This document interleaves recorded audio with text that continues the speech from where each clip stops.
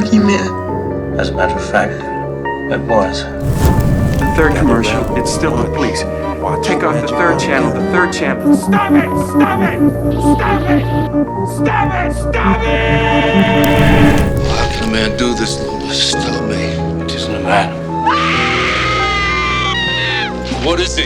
Evil. Do you know that I pray every night that he would escape What the hell do you do that for? so I can kill him?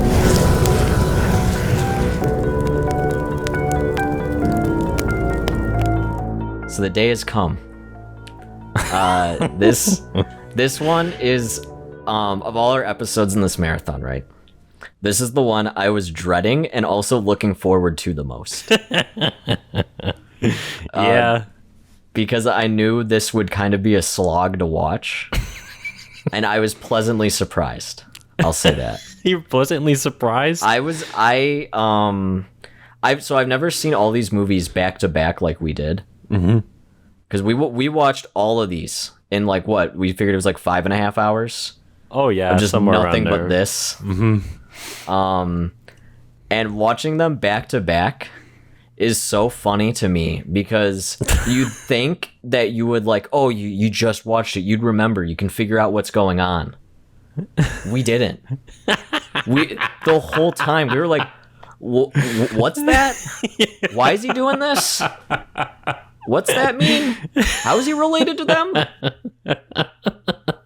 So let's journey into it and let's try to rationalize. Let's journey. Yeah, because I don't know. I feel like I had a handle on these three for some reason, but I haven't even watched them. Like I just heard about them and I've seen clips from them, so I was like, "Oh, okay, I get it. Like these won't be so bad." But like I feel like I'm more confused after watching it than I was before. Like, Right, I agree. Like it's so bizarre to me. It was baffling. I think there was a lot of times when we were watching it where we're just like, yeah, like you said, we're just so effing confused. It's like, Yeah, we're like constantly asking questions. yeah, And we were certain the movie never gave us even the answers. So let's start with Halloween 4, The Return of Michael Myers. oh man, and boy, is it a return? Let me tell you. It's the return. Because Halloween 3 made no money, I guess. So they're like, fuck, get Michael back. I know it's sad because I feel like they really just were like, you know what, Halloween 3 sucked only because it didn't make money. When really even it though was a good movie. Oh yeah, I think it's very underrated. Like absolutely. And now they're just like, we got to go back to that well. Let's mine more Michael Myers. Yeah, People want it. people need it. I will say I like Halloween 4. Yeah, I'd say it's just a step above okay. Like it's good. Like it's nothing to go crazy about, yeah. but I think it actually takes it in a new direction. Minus all the vague cult stuff that's mentioned. But just like the premise, Yeah. it's like okay. You can definitely tell that they were definitely looking back at what made people like the Halloween franchise in the first place. Because it really feels very inspired by the first movie in tone. And they recreate a lot of the same scenes, or they try to. Oh, yeah. There's tons of scenes, especially early on, that just feel like copied directly from the original. Which I guess is a knock against it, but at least they tried. And I think that gets even worse in 5 and 6. Oh, God, yeah. Well, they get less competent at it as it goes along. I think that's the key. Yeah, somehow they get more convoluted. Yeah. So the plot summary of Halloween 4, this one's actually very straightforward, is that Laurie Strode, I guess, had a daughter, and which I had to look up because I don't remember the movie telling us, but apparently Laurie Strode died in a car accident off screen. Oh, I don't remember that at all. What? I don't remember that either. I had to Google it. Thank you, Halloween Wiki. But yeah, she died in a car accident off screen somewhere between 2 and 4. Oh, and she had a kid in the meantime. Weird. Now, Jamie is her daughter, who was adopted by this family and has a nice older sister, Rachel. And Rachel, kind of becomes, I guess, the Lori of the story. Yeah, I think she's pretty similar to Lori. Yeah, she's kind of like the good kid. Mm-hmm. Michael comes back. He was in a coma since 2, and he's all burnt up because they show us that hand, his burnt up hand, so many times. They really want us to remember Halloween 2. Apparently, they're like, we're not stupid. We do remember that he blew up. Yeah. Okay, we made his hand a little burnt. All right. We're giving you that. We put on that little Spirit Halloween burn prosthetic. Yeah, that's all we did. Onto the back of his hand. Not this, just the back of his hand, not the palm. Just the back of his hand. Right. Yeah. That's too much work to put on the palm, I think. So Michael hears that he has a niece and wakes up and is set out to kill her, and that is essentially the plot. Yeah, that's literally it. And he kills all of her friends and people around her, and as chases them. Yeah. It's like, it is the original Halloween. Except this one, we noticed a very drastic shift, I think, in Michael's personality, if you could call it that. Or maybe his MO. His MO. Yeah. Because he kills a lot of people that he doesn't need to kill. Yeah. And I think that gets escalated even more in 5. Like in 4, he kills the entire police station for some reason. Oh, yeah. That was bizarre. And there's no reason for him to. No, I guess you could say he wanted to take out all the possible threats to him, before they could become a threat. But all the rest of his behavior is so random. In the movie, yeah. It's hard to put him in a rationalize him as a thinking human being, when really it's just for suspense and the moviegoer's enjoyment, everything that he's doing. Yeah, and there's always I feel like there's that horror joke that you always see on Facebook of Michael Myers teleporting, or they're always how come Michael Myers only walks and then suddenly he's right behind him? Mm-hmm. Whoa, yeah, I think 4, 5, and 6 are directly related to that. because you watch 1 and the time makes sense. Yeah. Where Michael gets to these places. But seriously, in 4 and especially 5, Michael literally just teleports. Oh yeah, they don't even care. It's like he's playing an RTS. And he's managing all the units, and he just pops up. Yeah.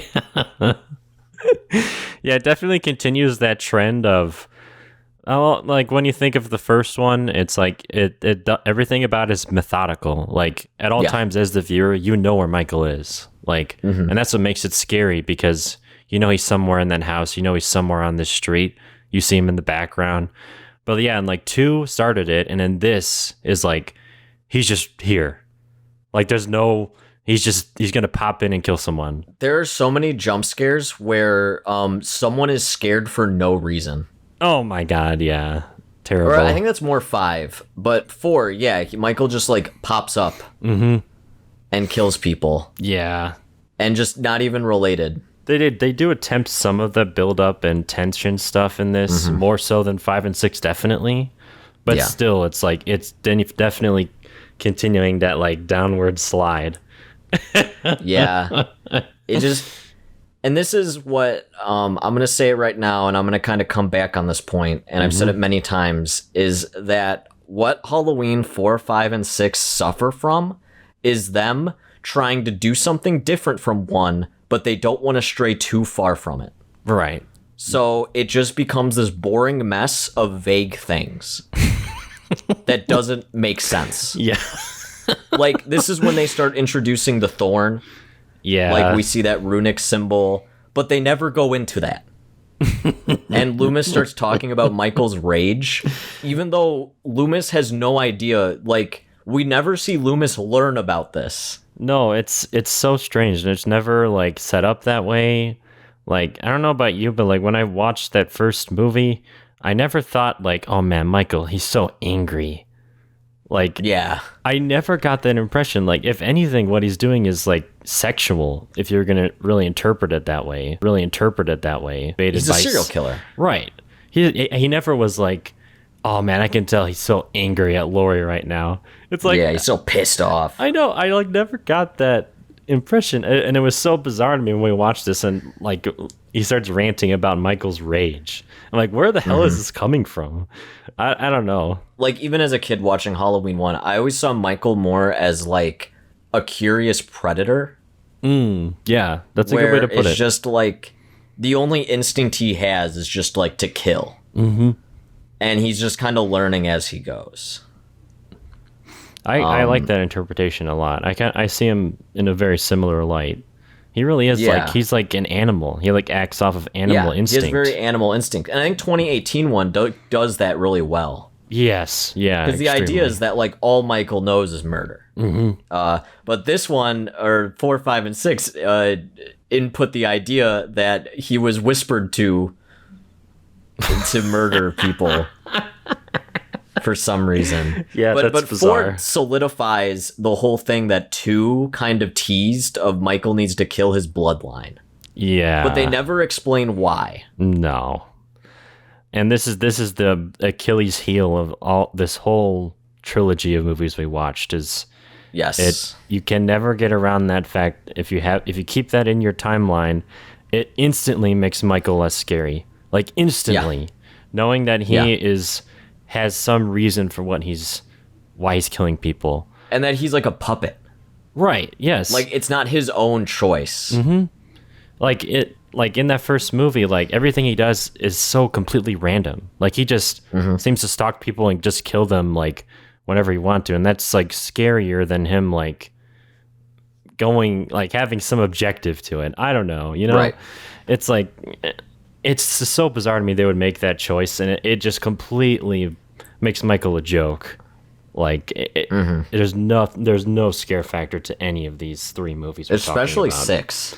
Yeah, definitely. 6 is not scary at all. No, when they start delving into that cult shit, it's like, oh god. Yeah, it's more just perplexing. Yeah, really. But let's talk about our favorite part of the Halloween franchise, and this is where he shines. Is Doctor Loomis. Yes. Donald Pleasance is incredible. He is just giving it his all. He really is. He really is. He's not phoning it in. No. He's clearly like gets the script and then just elevates it. Like you can tell he just added like a bunch of exclamation marks after all his lines. You know he did. And like his madness, it's so weird because 4, he's like they introduce him kind of going crazy in 2. Yeah. He's much more like extravagant, you know, and the fact that he murdered a kid because of his like I guess commitment to stopping Michael. And then in 4 he gets even a bit crazier. Like we get one of the funniest scenes in the gas station when Loomis is like stopping to get gas and Michael just happened to be there to kill the mechanic so he can get his jumpsuit. Yeah. And like Loomis is like just in the bar and he turns around and Michael's like standing in like the kitchen and Loomis just like is staring at him monologuing and then just like shoots his entire clip into the kitchen, but then Michael is just gone. Yeah, he's just gone. And Loomis is like surprised. It's bizarre. That was a cool shot though, I will say. I'm going to give the movie one thing, that push-in shot when he turns around and sees Michael standing in that doorway. Like that was a neat looking shot. And then I watched a crap load of behind the scenes material and they were talking about that shot specifically and like how much setup just doing that push-in shot did. Because apparently that push-in shot is like a shot from Vertigo. Oh, gotcha. So, and it's like a technique that Alfred Hitchcock created where the camera's on a dolly and it pushes in towards whatever it's doing. And at the same time, someone is changing the focus on it So the focus lines up exactly with the dolly as it's moving forward. So then the picture of Michael stays exactly the same size, but then the background and everything around him like becomes big, and it like creates like an emphasis. So I thought that was pretty cool. A lot of work for Halloween 4: The Return of Michael Myers. I know that's like watching them. the back behind the scenes, like compared to, as I watched behind the scenes for every single one of these, the people that worked on 4 seem to have the most passion of any of the other people who worked on any of the other ones. Like one guy I want to mention that was like seemed like a pretty cool dude, who's the writer of this movie. His name's Alan B. McElroy. You know how we were saying like, and near the beginning, it's like, oh, it's stupid, like that they didn't really bother to explain like how Michael and Loomis survived that explosion in 2. Yeah. Loomis just has like a little burn on his arm, right, and his half of his face, yeah, just a little charred. Yeah. Well, he originally had a scene in the script for 4 where it was the it was a different angle of that explosion, where basically it was showing the explosion created a hole in the wall, and then Loomis got blown through it.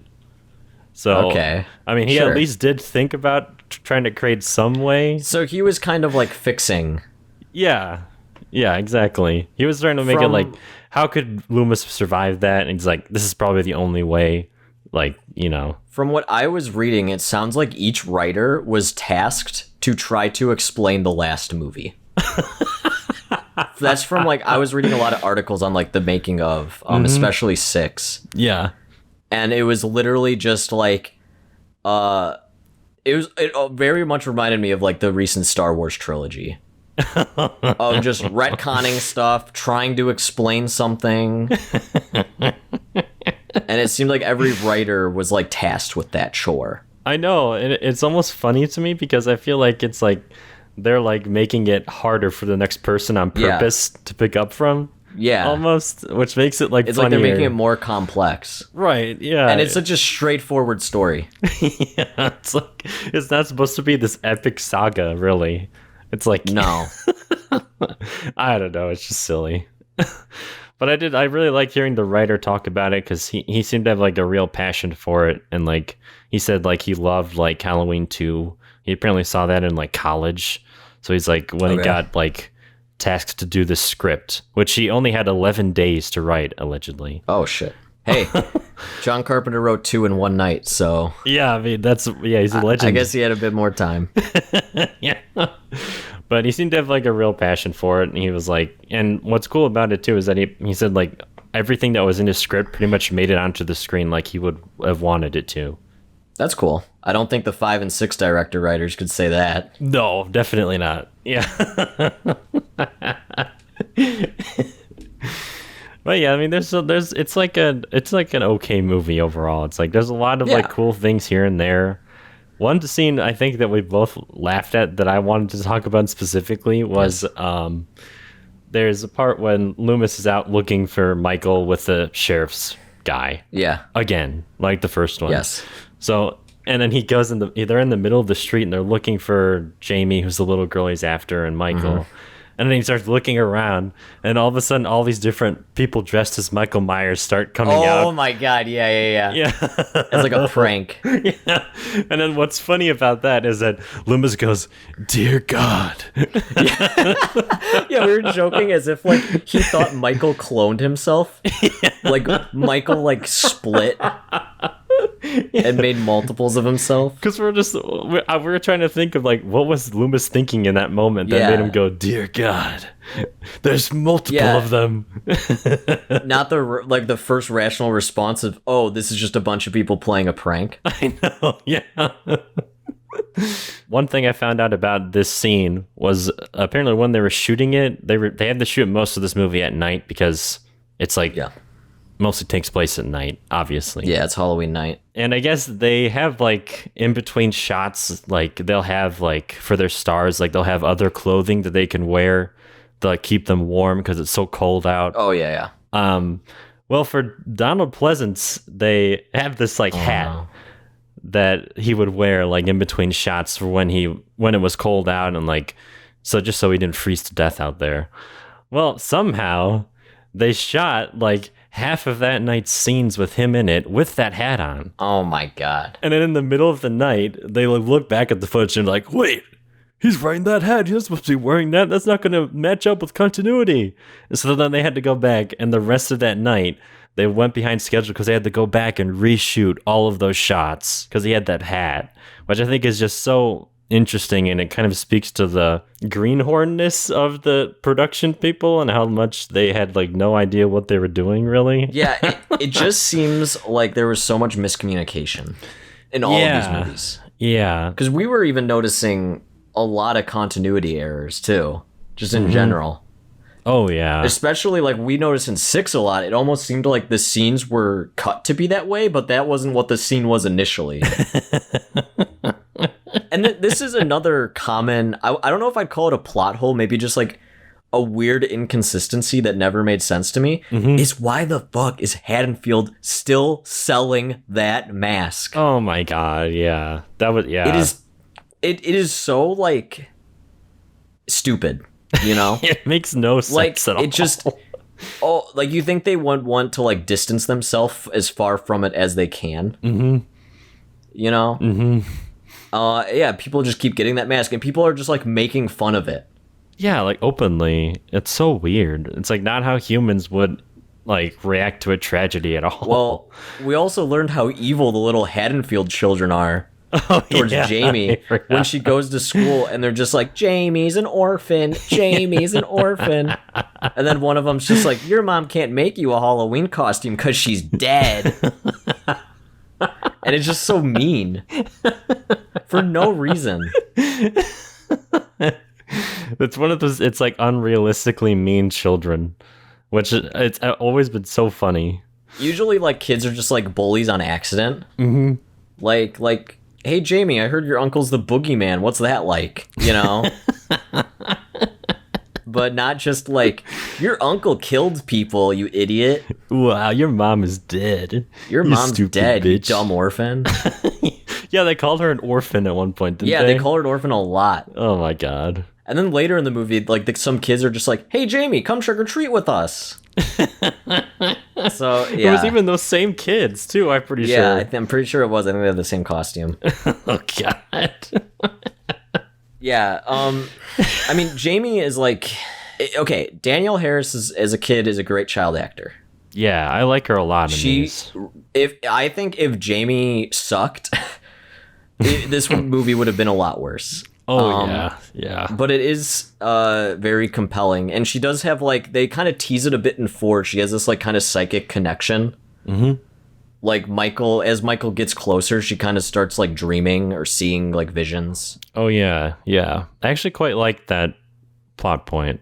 Because if you're gonna go in the supernatural direction, might as well do something like that. Yeah. You know, and it makes sense. Yeah, considering that apparently Michael has a pagan curse that's in their blood. I guess. I just say I think. We don't even know. I don't think the people who made the movies even know. No. They don't. I don't think they know fully. I don't think anyone knew. No. Well, one scene I want to talk about is the, and this is what Kills, I think, took from, is the town banding together. Like, they just see a newscast that Michael's back, and they're like, come on, Larry, let's get our shotguns. And then they just get in their Jeeps and ride around town. Yeah. And they actually, one of them's just like, I see Michael, he's in those bushes. And they all just unload all their rifles and shotguns and pistols into this bush. And they go, and they're like, oh shit, that's blah, blah, blah. It's just some kid. Yeah. And they're like, damn it, Earl. And then they just brush it off like it never happened. I know, everyone just moves on. Like they just murdered somebody. Yeah. Maybe murder in Haddonfield is like legal, but it's just frowned upon. Yeah, it's more just like a taboo, but you can do it. It's fine. Yeah, exactly. Yeah. Well, okay. One thing that I will say I really do like about this ending, is the ending in general. I remember this is the one I probably seen the most when I was a kid, because it was always on TV around like October, and my mom is a huge fan of the franchise, so it was like always on TV. And this ending always stuck with me. It's where after Michael Myers is killed, in air quotes, because he doesn't die at this point, I guess. His, like, Jamie touches him before the cops blow him the fuck up. And Michael's soul is transferred to her, or his evil. Yeah. And while her mom is, like, drawing her a bath, she goes in and, like, basically kind of mimics the opening of the first movie and stabs her. And then Loomis pulls a gun on her, and he's like, no. as like, the cops make him not shoot this child. Oh, yeah. And then that's how the movie ends. Which, I don't know, I, like, it's always comical to me just to see Donald Pleasance, like, yelling like that.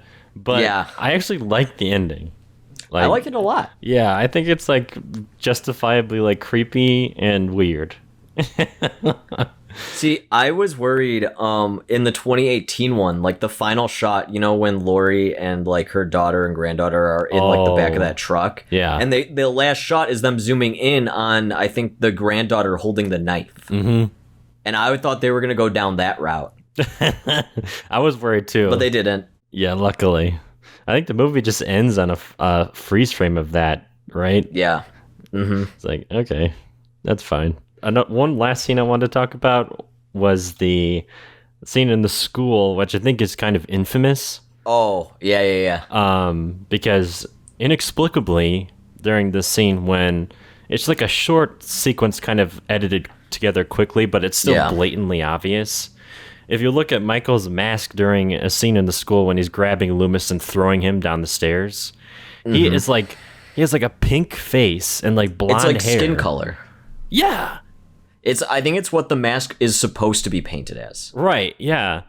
And so I like this documentary I watched was actually like pretty cool because it was like, for all of these movies, like pretty cool because it was like questions like the interviewers asked some of the people involved what happened, and like they don't even know. Yeah. And it's just, to me, it's such an oversight. And it's not even something small either.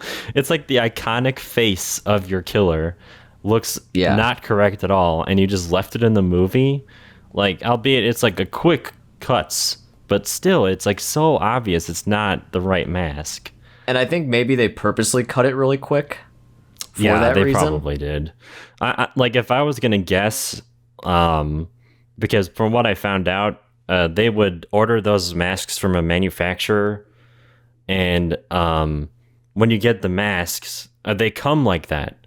They come with have to paint the them pink white. skin and the blonde hair, yeah. So then they would have to go through each one and like paint them, and that's why the texture of the mask in 4 looks like so bumpy, because it's just covered in a new coat of paint. Gotcha. And so like his hair too, they had to re-dye the hair.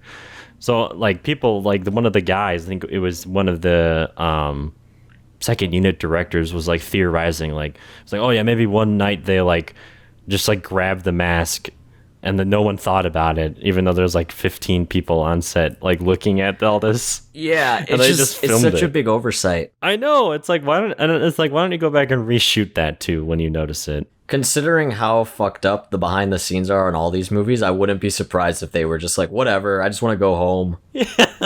They're just like, I don't care. It's Halloween. We 4. can fix it in post. It's fine.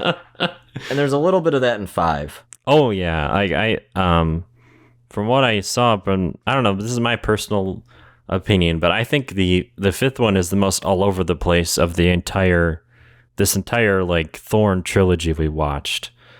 Like, yeah, I just feel like this is where the kind of they jumped the shark officially. I think they may have jumped the shark before with the brother and sister connection thing, but this is where it was like, you're like going up into space, you're going so high that you're jumping over the shark. Like, well, when we were watching it, we were like halfway through, and we're like, we're not even watching a movie. We were like, we're just watching scenes. Yeah, literally, like there's no just plots. Like Michael is doing his own thing, Jamie is doing her own thing. The characters, I guess, we're supposed to care about are doing their own thing. It's like none of it is really connecting together, other than Michael, I guess. I'm gonna do my best to explain the plot. Okay. of Halloween 5. A quick synopsis. So this is a year after Michael was killed in 4. That night, Michael fell down a river, and we watched him clumsily try not to drown. Which I think we determined in this one, and especially in 6, whoever is doing Michael is just not good. No, yeah. They are just stumbling around. Like, we compared him to, like, Ghostface a lot. Like, he's like, will, like, fuck up. Yeah. And get, like, the shit beaten out of him. There are just some things you do not show happening to Michael Myers. And, like, I think in 4, it was him struggling to get up onto a roof. Yeah, and then there was, when he's on the car and he's hanging on for his life. Oh, yeah. And she's, spinning, and she's, like, turning. Yeah, and this we have him just, like, flapping his arms in the water. I mean, that just may be the actor trying not to drown, for all we know. Oh, yeah. I even, the actor specifically of Michael Myers, who I guess for 4, 5, and 6, they wanted someone who was big, like over 6 foot, but could also was an experienced stuntman, so that he could do a lot of these stunts. Because in 4, there's that car chase. Right. And they wanted someone who knew what they were doing. And so the stunt guy was talking about this scene in specific, and he said he was, like, legitimately afraid for his life, like, doing that ravine scene, because of, like, how little, like, safeguards they had put in place.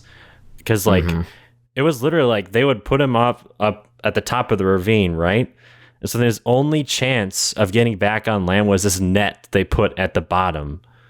So, like, if he didn't catch that net, there was no other safeguards to stop him from continuing down that ravine. Imagine dying on the set of Halloween 5, The Revenge of Michael Myers. Yeah, how embarrassing would that be? Imagine that being your legacy. Right. And he said he was so scared, too, because the mask as well is, like, over his face, and it's restricting your vision a lot, he said. I'm sure. Like, and he said when you get water in that thing, it's like you're getting waterboarded, basically. Yeah, I'm sure, like, it's really heavy, too. Yeah, he said that too. So it's just crazy. So they did just send him down a river, and they're like, try not to die. Yeah, you have to grab onto this net. So I maybe that's why it explains why Michael is just struggling for his life. Yeah. I know, because, like, it's like right after Michael gets shot a million times too. Yeah, and blown up. Right. And it's like, I just highly doubt anyone, let alone Michael Myers, is gonna be, like, aware enough after that happening to them to be like, oh god, I gotta shift my weight this way, and look, can't run into a rock and get hit in my head and die. Yeah. It's like, I also want to point out that they shot him, like, into this grave, and then they dropped, like, a Looney Tunes stick of dynamite. It was like a bunch of dynamites tied together with a fuse. Yeah. And I think that is so funny. And that was like the SWAT, or like the National Guard or whatever. And another thing I found out that's interesting about that shot of them throwing the dynamite down is that's just reused footage from 4 that they never ended up using. For the ending of that. They just showed him shooting him. Right. Because the writer was saying, like, how he wanted to end 4 in a way that there would be no possible way Michael could survive. So he literally, like, wrote it so Michael gets shot a billion times, falls into a pit, and then they throw dynamite into the pit. Because he just didn't want Michael to come back. So then in this one, they, like, it really is like a real life, if you're a fan of comics, it's Commandi Challenge, which is literally a comic where a different writer will write each issue, and they'll write the ending of it in a way that'll screw over the next writer as much as possible. Oh, so it's like a game. Yeah, it literally is like a game. It's like a real life, like, movie version of the Commandi Challenge. It seems like that's what the Halloween writers were playing, and they didn't even know. Yeah.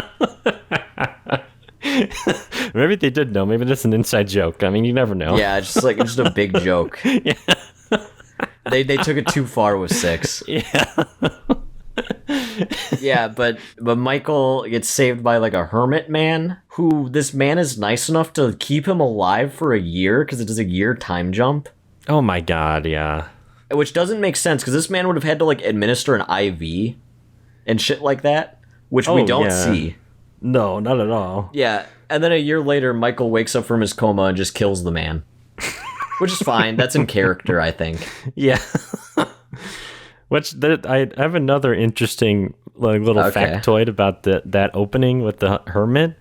Because originally it made more sense. Because I guess they just showed Michael straight up dying after what happened to him in 4 after him getting shot. Right. And then he gets picked up by like this character called Dr. Death. And then it's like some skinny guy who's like a shaman. And then I guess a year later, for some reason on Halloween night, he resurrects him. Like using like magic. Okay, so it is like magic. Not just like this guy putting him in his bed for a year. Right, which makes more sense. And I guess they like went into the editing room and they're like, wow, this is dumb. Like, and then so they reshot that opening scene. So that whole thing with the hermit is like something they shot after the original production had ended. And that was their idea to fix it? Apparently, yeah. They thought that was better. Why don't you just have Michael walk into the forest and then, a year later, okay, he's been surviving. Yeah, exactly. You don't need to show him like recovering. Like that doesn't make Michael any more scary. Or go like the Friday the 13th route and literally have him just rise from the grave. And Halloween 5, I think, teeters the most on the whole Thorn crap. Of like they just keep saying, oh, Michael is magical, Michael has this like curse, Michael can't die, but then they never like fully commit to that. No, ever. They never do anything fun with it. Like, yeah, like fuck it. Like Friday the 13th, they had zombie Jason. Like, why not do zombie Michael Myers? Like, fuck it. Yeah, Jason literally his tomb gets struck by lightning and he just wakes up. Yeah, that's fine. Yeah, no one cares. That's all you need. Fun. Who gives a shit? Yeah. Again, it's just because Halloween 1 is such a masterpiece. I just feel like there's like this artistic integrity they feel they need to meet. But you're never going to. No, like it's a battle you can never win. Like it just won't happen. So yeah. Meanwhile, while I guess Michael's in his weird hermit coma, Jamie, after attempting to murder her mom, she apparently didn't kill the mom, even though we never see the parents again. So it doesn't matter. Yeah, that's right. We don't really ever see that. No. So they could have just had her kill it. I guess maybe they didn't want to make her that evil. Yeah, that would have made her too unrelatable. But I mean, to be fair, it's like, oh, it's a kid possessed by an evil spirit. So I don't feel that bad. Like, it's like, it's not her fault. It wasn't really her, Yeah. But she is in the, like, Haddonfield Sanitarium. And I guess she is now fully has psychic powers. And she can just straight up see what Michael sees whenever he's killing people. And Michael is just back to kill her. And that is the plot. Yeah. I think. The rest is all filler. Yeah, literally.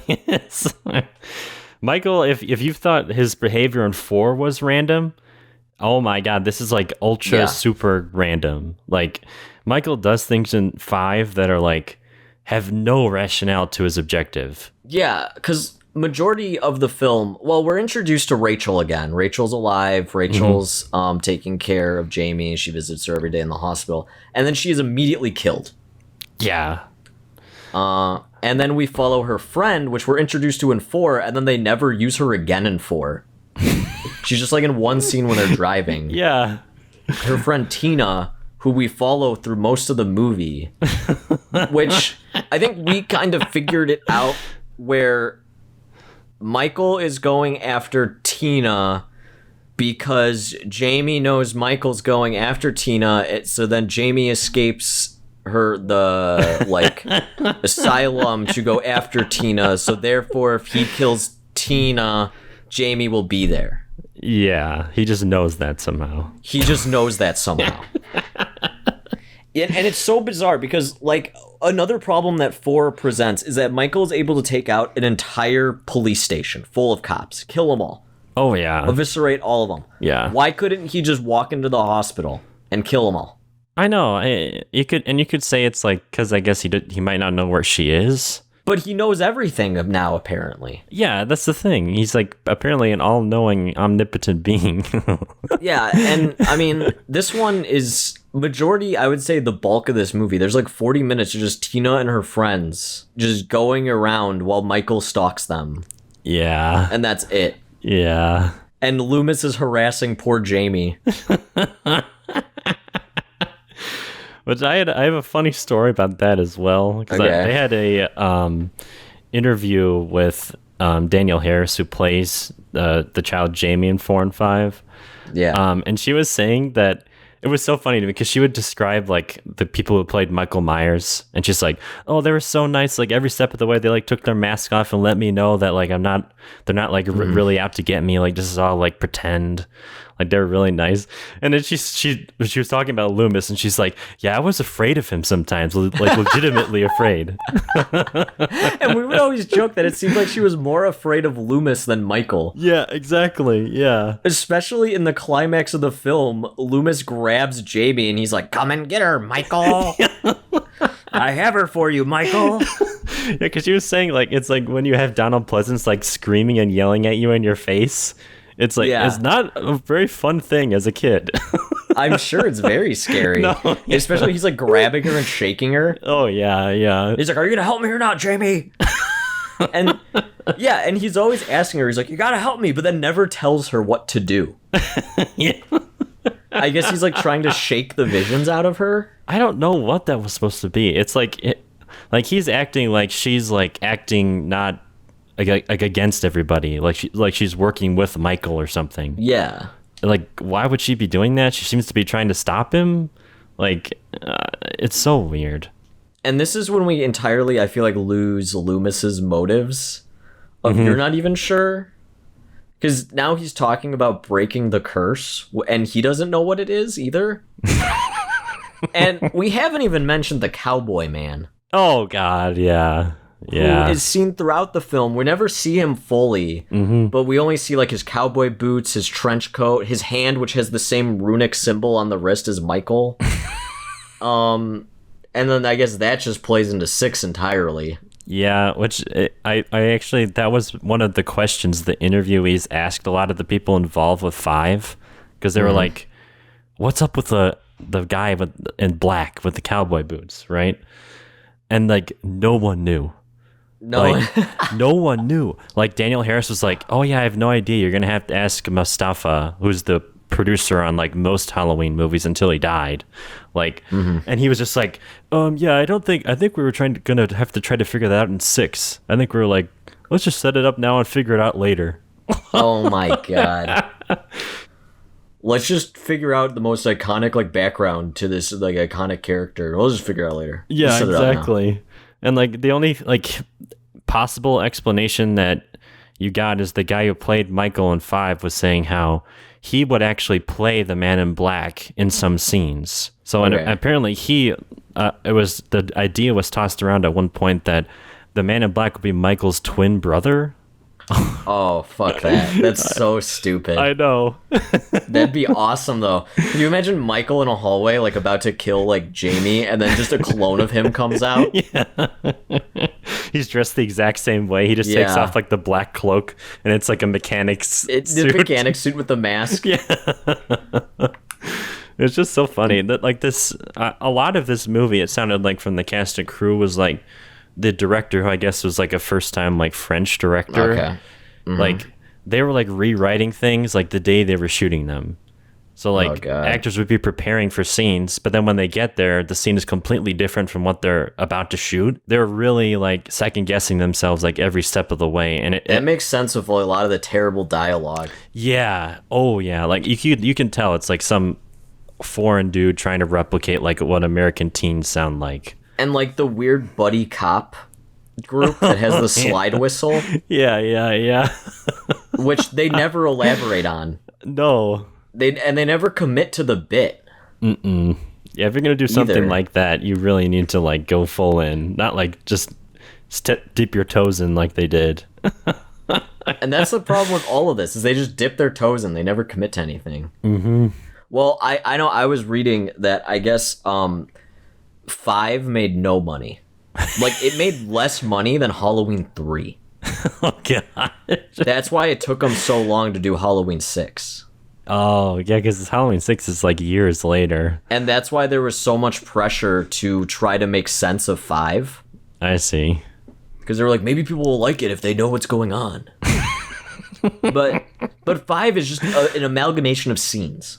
Yeah, there's no like plot. There's nothing to care about. Like characters just seem like they're moving aimlessly Right. until it reaches the climax where Loomis had this master plan. And like Michael had set up a coffin for Jamie.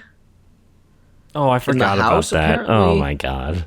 Yeah, and Loomis totally just sacrifices like the sheriff. And then he like uses Jamie as bait and they capture Michael in a net and Loomis beats him with a 2x4 very lazily. And then that's how they catch him, I guess. It's so bizarre. And it ends with the cowboy man just shooting up the police station and blowing it up and letting Michael out, and that's the ending. It's just it feels it's like an amalgamation of ideas that no one was sure about. Yeah.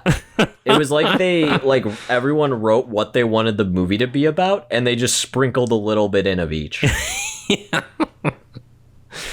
Which makes sense because I think this movie has the most writers attributed to it than any other Halloween. Well, probably because they had to attribute all the people that would just rewrite on the set. Yeah, absolutely. The boom mic guy just filling in the script. Like, oh, hey, good, you get writer credits now. Yeah. Well, let's get into, I think, the star of these three. Yeah. And this is definitely, I think, the most perplexing to us. Mm-hmm. And there's a lot of stuff, especially with Loomis's character. Everything that happens in 6, The Curse of Michael Myers, just feels like it's happening only because the writers say it's happening. Yeah. Yeah. Nothing feels too natural. Mm-hmm.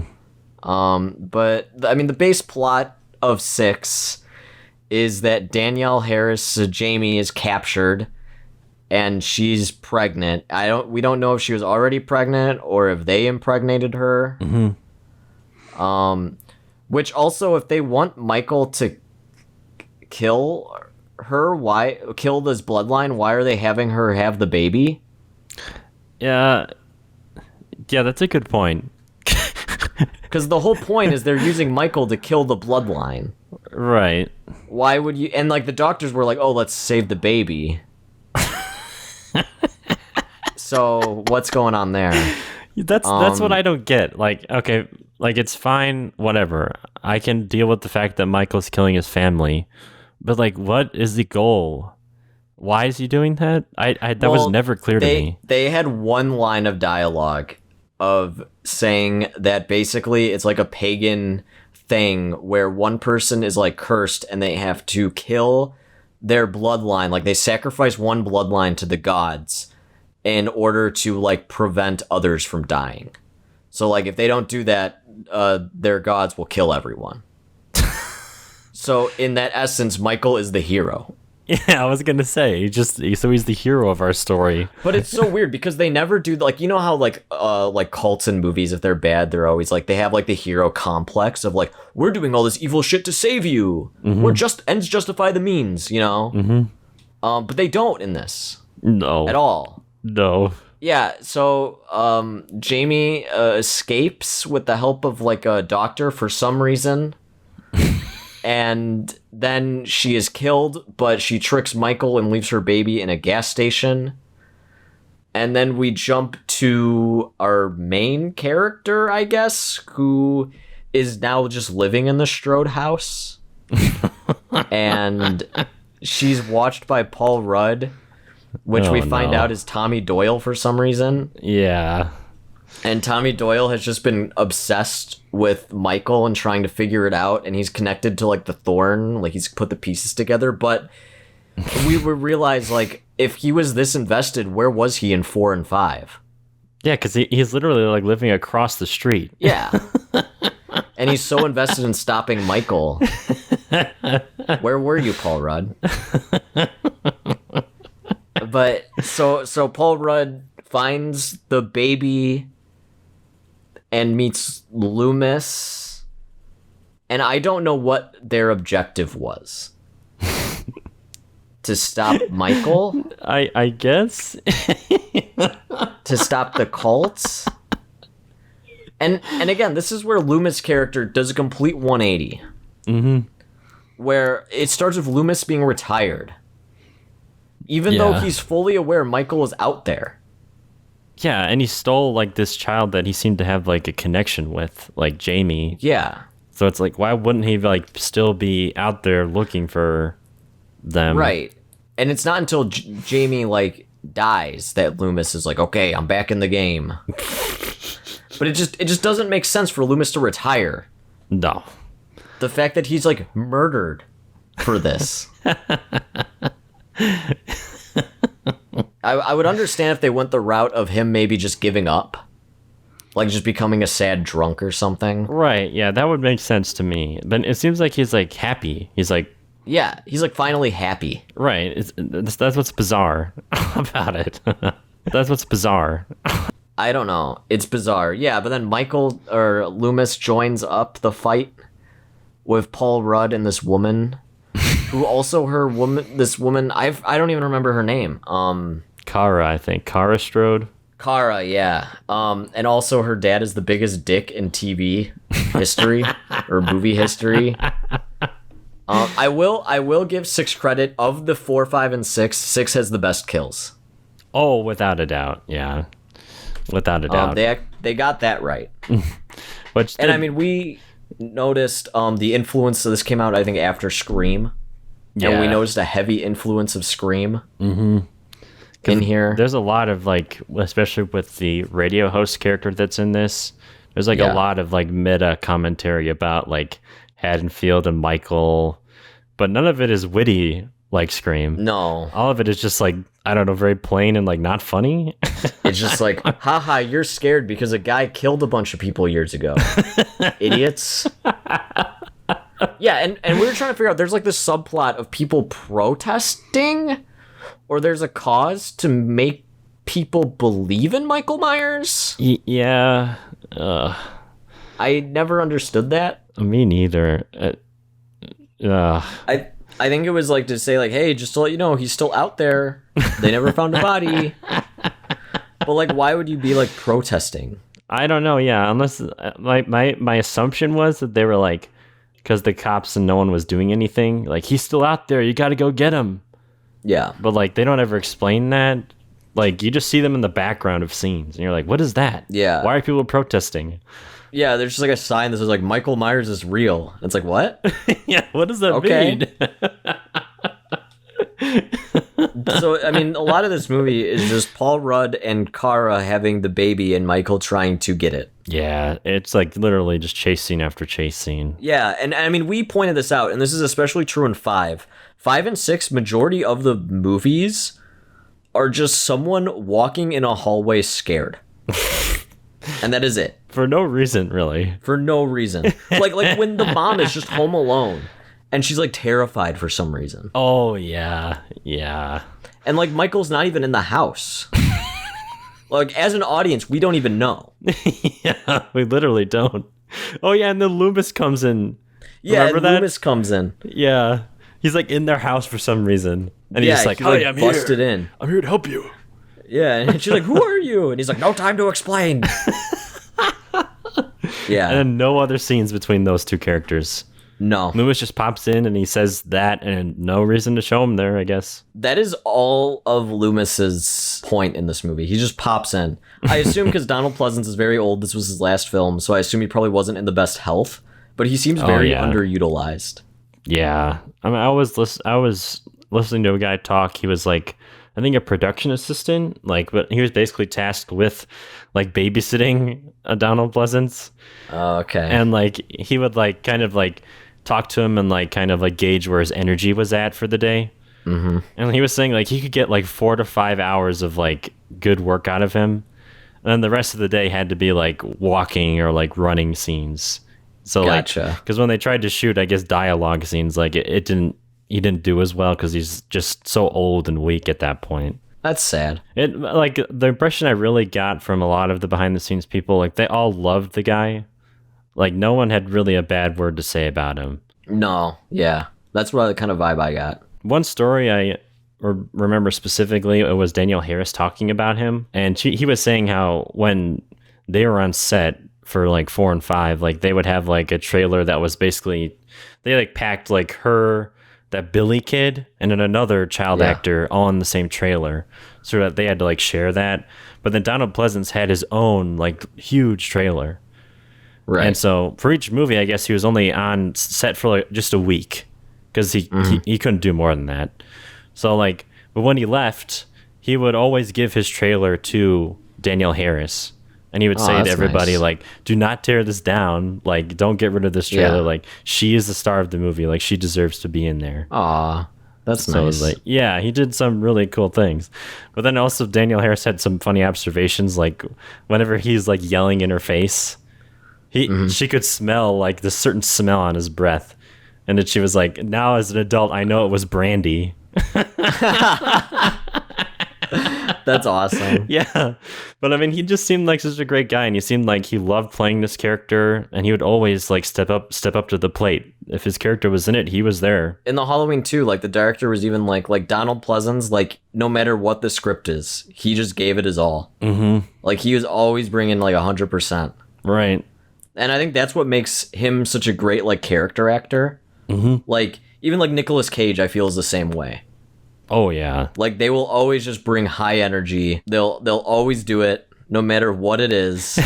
And that's awesome. Yeah, you gotta respect that. He's a true professional. Like, Definitely 4, 5, and 6 would be a lot less entertaining without Loomis. Oh god, yeah. I can't even imagine that. That would be even worse somehow. Yeah, we don't have our funny old man to yell at people and talk in weird metaphors.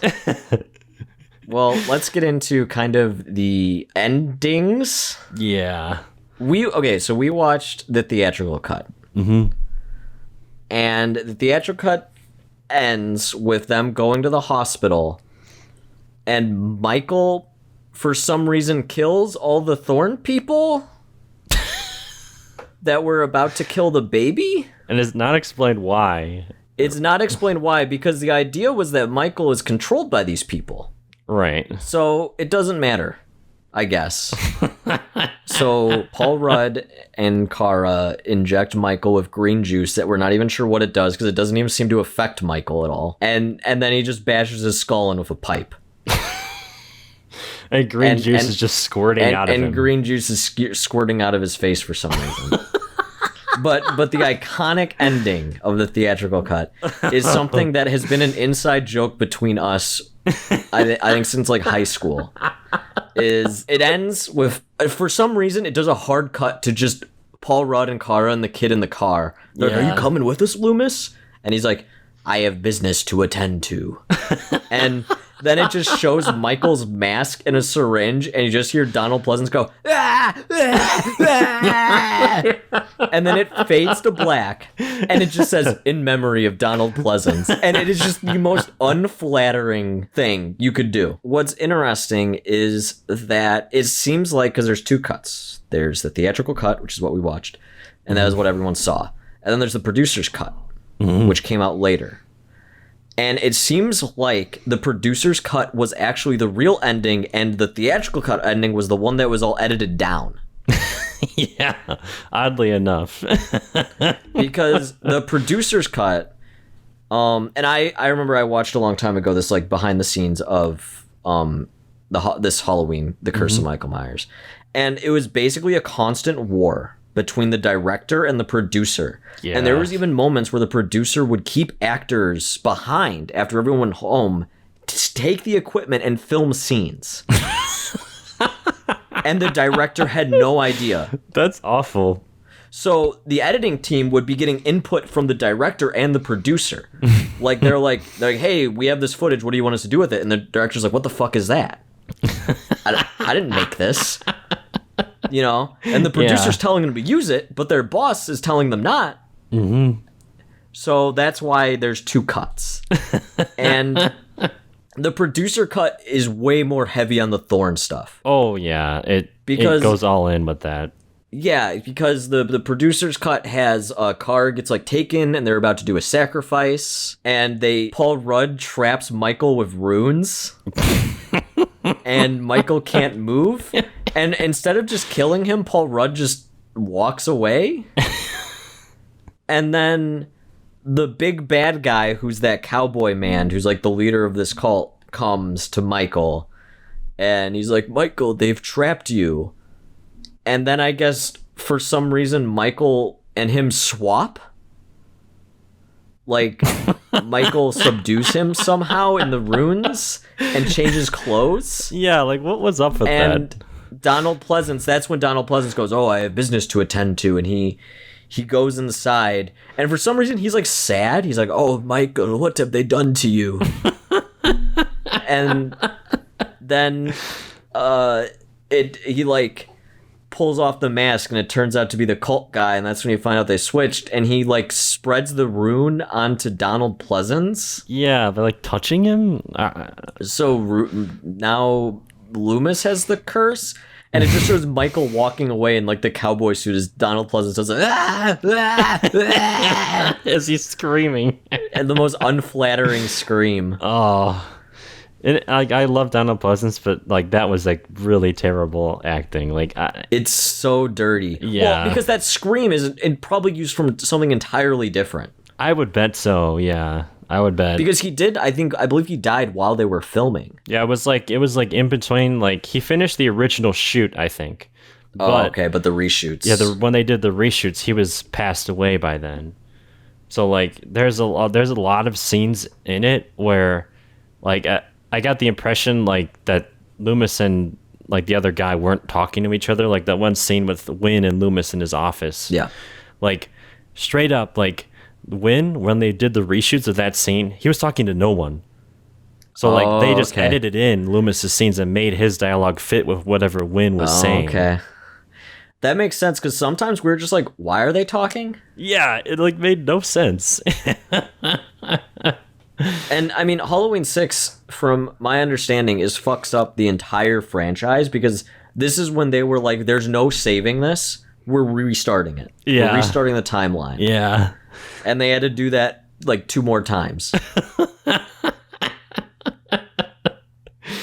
It's sad. Yeah. And I mean, I guess 6, while 5 is boring, I guess 6 is entertaining in just like a dumbfounded way. Yeah. Where you're genuinely confused.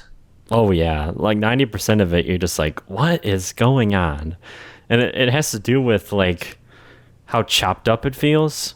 Yeah. And then also like them trying to like finally like answer all these questions that they've set up for 2 movies, like with the runes and all that. And it really feels like them scrambling to do that. And, yeah, because it doesn't feel like it's anything constructive. No.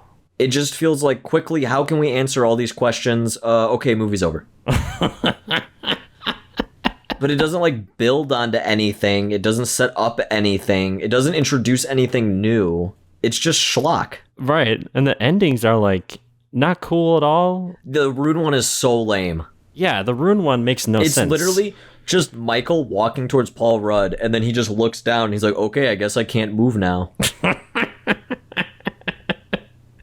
And then it's like, but how did Michael get out to like go and switch places with that guy? Yeah. And like, why did he strip his clothes? Even in the theatrical cut, they've set up that Michael Myers is unkillable. How is Paul Rudd able to bash his skull in? You know, how does he just kill him with a pipe? Yeah, honestly. And we never know what that green juice is. Maybe it's like Michael Myers cure or something. Because we also notice they're in like a comedically sci-fi laboratory. Oh yeah, it looks like something out of Power Rangers. Yeah, they like repurposed a set. Mm-hmm. Yeah, this whole movie just feels like it's stitched together from like a bunch of scenes of different movies. Yeah, like it makes a lot of sense what you were saying, where it's like the producers and the director had like 2 totally different visions. And no one was on board with any of them. Right. Yeah, and none of them are fully committed to, so then it's like in post, they did their best to like rearrange it in a way that made sense. I almost like wish to see like the director's cut, even though I don't even think it exists, because it's just the salvaged cut of the movie. Yeah. From what I've heard, it's like the original script, like everyone was saying how awesome the original script was for 6, which I don't trust their judgment, I'll be honest with you. So it would have been interesting to see what the original script would have been, because apparently it was better and less like convoluted. just I think that the right decision was to reboot after this point. I'll be honest. Oh, they should have rebooted it after 5. Yeah, no, 100%. Yeah, and I guess there was so much pressure on them to make 6 successful because of how bad 5 did, both like commercially and like critically. Yeah. And this is somehow even worse than 5. Yeah, honestly. Yeah. Meanwhile, like they're just pumping out Jason X, Yeah. and people are loving it, and then they're just like, "How can we fix this? How can we fix this thing that no one wants?" Friday the 13th and Jason, they're like the Chad of the story. And Yeah. then Michael Myers and Halloween, they're like the Virgin. The Virgin, know? yeah. They're trying way too hard. The Virgin cult storyline versus the Chad who gives a shit. Yeah, Chad Zombie Jason. Yeah. And honestly, I would love to see if they just fully committed to Michael Myers being goofy. I'm fine with it. Oh yeah, I think one of the things that was interesting to me, because apparently for 6 they had similar ideas like that we did, where it's like, let's up the camp, let's up the goofiness of the kills, like let's make it like really gory and cool. They had apparently met with the Weinsteins because I guess they were involved with the production of this one. Oh yeah. So like him and one of the producers, he didn't name who it was, but I'm going to assume it was Mustafa Akkad, because that guy is like has his hands in everything Halloween. But the effects guy went up with this producer to meet with the Weinsteins, and then the effects guy and the Weinsteins got along really well apparently, and they're like, oh yeah, we can like make it like really up, make it crazier, like let's up the gore, let's like make it like more fun. And then literally on the elevator ride down, the producer said to the effects guy, he's like, we're not doing any of that, okay? Oh my god. That's from the effects guy himself. It was like, it's just so crazy how like himself, it was like, can have two such different ideas for how this movie should be made, and like still getting the movie made and out there. It's just crazy. It's so strange because like you can tell at least like the director was like, okay, let's change it. It clearly has not worked. No, yeah. Right? Yeah. Let's just go campy. Let's just do what Nightmare's doing. Let's just do what Friday the 13th is doing. Let's just churn out these sequels, have it be about kills and tits, you know? But they're like, no, maybe we should just do the same convoluted thing that we've been doing, which has been costing us like a lot of money, and no one likes our characters anymore. I think that's a better idea. That's a great idea. Honestly, from everything I've heard, it's like Mustafa Akkad is like the true villain of the Halloween franchise. He's a villain. Like he just like brought it down, and the only reason it came back was because he died. I don't mean to speak ill of the man, but yikes. Because when he died, I think the first thing they tried was Rob Zombie's. Oh, okay. Yeah. Which I think for both of us, I think is a breath of fresh air for this franchise. Yes. Well, it's not great. Yeah. It's like much better than. I'm gonna argue. I'll argue with that. I'm sure we will. No, yeah. I mean, even H2O is fine. Oh yeah, H2O. I like that H2O. Resurrection is a different story. But I mean, I just realized essentially we just like went over like how to kill a franchise. Yeah, very slowly and over the course of a decade. Yeah. And I guess the reason why there was so much time in between all these sequels is because of just how poorly each one did. I think they had success with 4, which is why they jumped on 5 like a year later, like so quickly.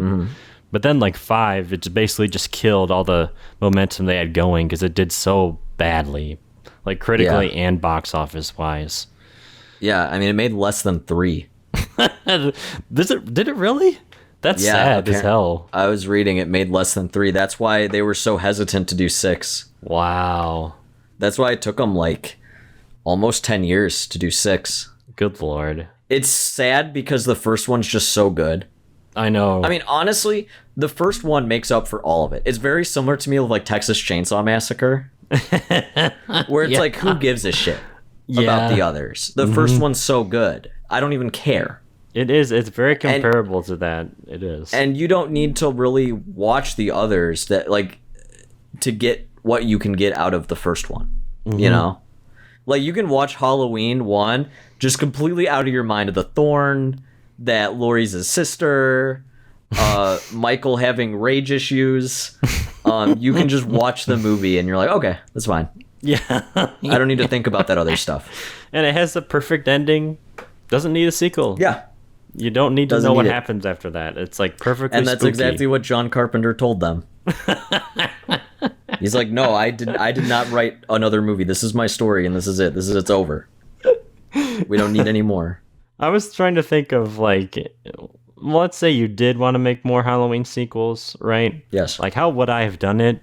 And I legitimately think the way to have done it, if you really want to bring Michael back for a movie, fine. 4, you can do that.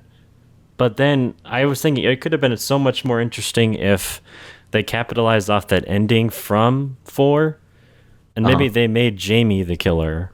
Yeah, like, from I was then thinking on. that too. Like, that could be cool, and like maybe like she has like some of like her innocence left inside, and like her sister has to try to like reach that.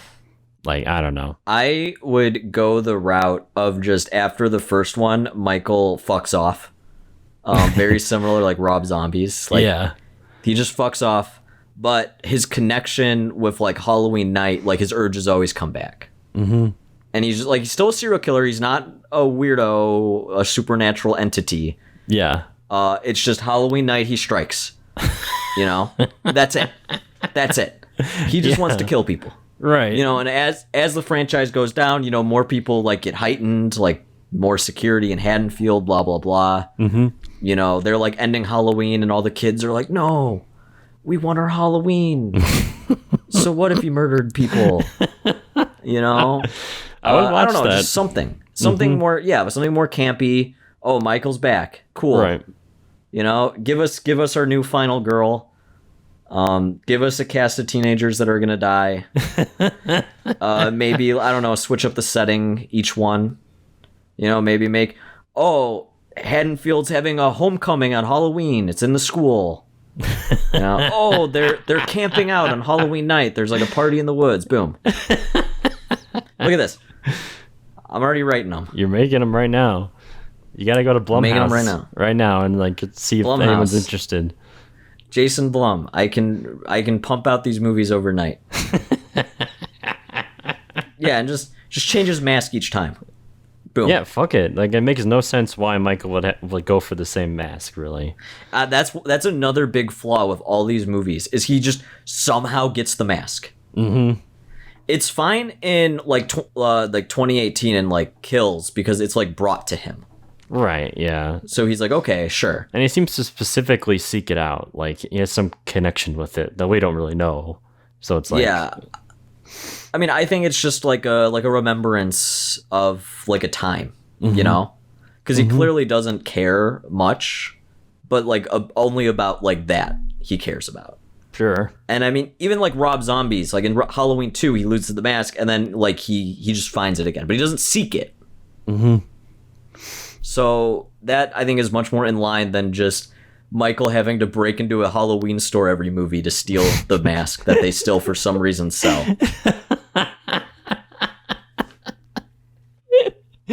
Oh, God. This franchise is already breaking our brains. Well, I'm happy we got through this. It was more fun than I thought it was going to be. Oh, yeah. And I'm very sad we won't have any more Donald Pleasance. R.I.P. As we go through this franchise. Although I do like the Loomis character in Rob Zombies. I do, too. I think he's great in that. He's much more grounded. Yeah, for sure. He's much more of a doctor. Yeah. Not a man with a gun. He's much more believable as a doctor than Donald Pleasance is. And you do actually see the connection between Michael and Loomis in the Rob Zombie ones, where I feel like in one, it doesn't matter. You know? Okay, this has been his doctor for 20 years. Sure, fuck it. Fine. You know? He feels personally responsible. Michael is out partly, I don't know, maybe he didn't feel like he could fix him, blah, blah, blah.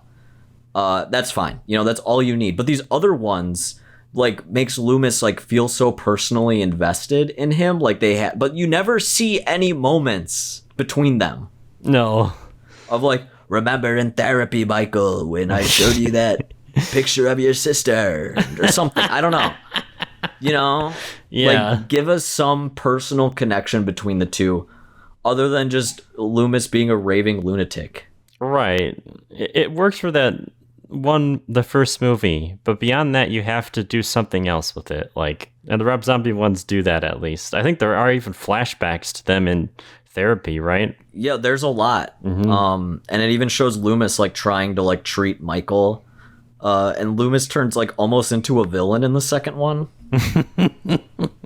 Yeah, I remember that now. He's like selling a book and shit, right? Yeah, he's just like he's basically cashing in on like the tragedy. Yeah, I'm excited to see those for sure. We just got to get through Resurrection to get there. Ugh. Well, I mean, hey, we got through this. Yeah. This is probably the worst stretch, honestly. Yeah, we got through it. And it helped we did watch these together, so that was a ton of fun. Oh yeah, it was just so much fun just laughing and making jokes during it. Like, it's just hilarious. It was a ton of fun. Yeah, we also need to one last thing. Michael's mask in 6 is terrible. It's like too big for him. It's bad. It's not even like tucked in. Like we said at one point, it makes his neck look really long because it's clearly like not on his head right. Oh yeah. It's like flapping around. Like they didn't even like fasten it down or glue it down to his face. It's like yeah, how do you it's like fuck not up even that like bad? tucked in. It's like over his collar. Right. Yeah. Which I don't think it gets much better, especially in like Resurrection and H2O. Oh no, definitely not. Because I argue, I think like H2O and 6 maybe have the worst mask. Yeah, for different reasons too. It's like they can reasons. never get it right. Like I don't know. Ugh. Yeah, like 1 and 2 they got it. Mm-hmm. And 6's hair is all over the place too. It's like sticking out. Yeah, it's like up. Yeah, I forgot about that. And there's like a lot of unflattering shots of Michael. Oh my god, the part where he's like jogging when they're in the hallway. Oh, chasing after Paul Rudd. Oh my and, like, god, yeah. Michael goes into a brisk jog. That was ridiculous. I forgot about that. I mean, I know a lot of people are very, I think, blinded by the Halloween franchise, where their love for Michael Myers, like, it doesn't care. Like, they can watch anything. Right. But I think for people like us that watch it from a bit more critical standpoint, there's a lot of fun to be had with 6. Definitely. And that's the only reason, like, I would recommend it. Yeah, because it's fun to just make fun of it. Like, yeah, and it's just so bizarre. That's it. Like from a movie making standpoint, it is so strange. Like I would legitimately watch a movie about the making of this movie. Oh yeah, because it's just so off the wall and weird. Like we were trying to think of another movie that's had a producer's cut. Like yeah, we couldn't. I can't think of any other movie in the history of the world. Like, yeah, where the producer's like, I'm the director now. Yeah. It's so bizarre. It's worth it just for that, honestly. Just one time. We can agree that 4, it's fine. Mm-hmm. It's serviceable. It does its job. It is, I wouldn't say a breath of fresh air, but it does something at least different. And it pays off. 5 is just a slog. Oh god, yeah. I don't have a lot of good things to say about 5. It's not even like fun. It's just very boring. There's not even any like some stuff you could laugh at, really. No. It's just like stupid. And then 6 is just really only a good time if you have friends or you're drunk. I think that's it. Very true. I wish I was drunk watching these. Yeah, we should have just got completely hammered. Yeah. And then recorded immediately after. Oh, God. While we're just gone. That'd be awesome. Hey, maybe if we ever do Hellraiser, we'll have to get hammered when we go through those. I feel like I'd have to. The later ones. Because some of those get so terrible looking. Like, oh my God. I'm looking forward to this. You know what? I'm gonna ask you at the end of this if you feel the same way to Michael as you do with Leatherface after watching that entire franchise. I'm getting there. Let me tell you. Really? I think Resurrection is gonna push me over the edge. I'm heightened. Are you? I love that goofy guy. When he pops up, like you were saying, like it'd be so funny if we did like a midnight showings of like Halloween 6, where like Michael shows up and people are like, yeah, like cheering. Yeah. Donald Pleasance says something like batshit crazy, and everyone's like, whoa, yeah. He's not human. Yeah, for the 10th time. I tell you, that is not a man. You cannot kill him with bullets. He's not human. And then I love when they're just like, oh, what is he then? I don't know, but I'm going to kill him. Some kind of runes or something. I'm not sure. I don't think anyone who's writing this knows. Yeah, no one's really told me how to kill him. I'm just kind of... I think maybe if I just walk around Haddonfield for a couple hours. maybe go back to Myers' house. Sit around there for a while. Myers' house. Let's go. I have something to do there. I like to imagine just like when Loomis goes in, it's like in Pulp Fiction when John Travolta comes in. Oh yeah. He's just like looking around. Yeah. What the hell? He's not here. This is his house. Just like Loomis sitting on the floor, like just playing solitaire or something, waiting for Michael to show up. Honestly, that's like my one criticism of the first one is like they don't really know what to do with Loomis at a certain point, so he's just like sitting around in Myers' house for like half the movie. And he always says the same thing in 4 and 5, and it is never true. It never happens, Loomis. Where he's just like, he will return to his house. Never does. He never does. And then Loomis shows up at where Michael is because he's like, he never showed up at his house, so I'm here. Oh, there's Michael. Okay. Maybe Loomis needs to reverse engineer his logic a bit. Maybe go to some place that you wouldn't expect Michael to be at. Then he'll be there. I'm going to go to the local ice cream shop and get 2 scoops. Maybe I'll see Michael there. Oh my god. Well, that wraps up this timeline. We finished a timeline. Thank God. The worst one, probably. 1 timeline, 2 more to go? 3 more to go. 3. Yeah, unfortunately, 3 more to go. 3. Luckily, only 2 movies in each. Yes, thank God. Hey, we can only go up from here. It's true. I'm legitimately excited to watch H2O and the Rob Zombie ones again. Those will be fun to watch. I hope you're ready for some in-depth discussion. On Rob Zombie? On Rob Zombie, yeah. Oh, God. I'm ready for it. I'm You're ready. You better put up your fists. We're going to have an intellectual brawl. Yeah, intellectual conversation. The Virgin 6 enjoyer. The Chad Rob Zombie. Sure. That's us. All right. Well, thank you for listening to us just ramble about our perplexity of this timeline and trying to piece it all together, if you will. Yeah. And I think we've come to the conclusion that we don't know and there's no answer. And that's just how we're going to have to live with it. So thank you all for listening, and we will see you next time.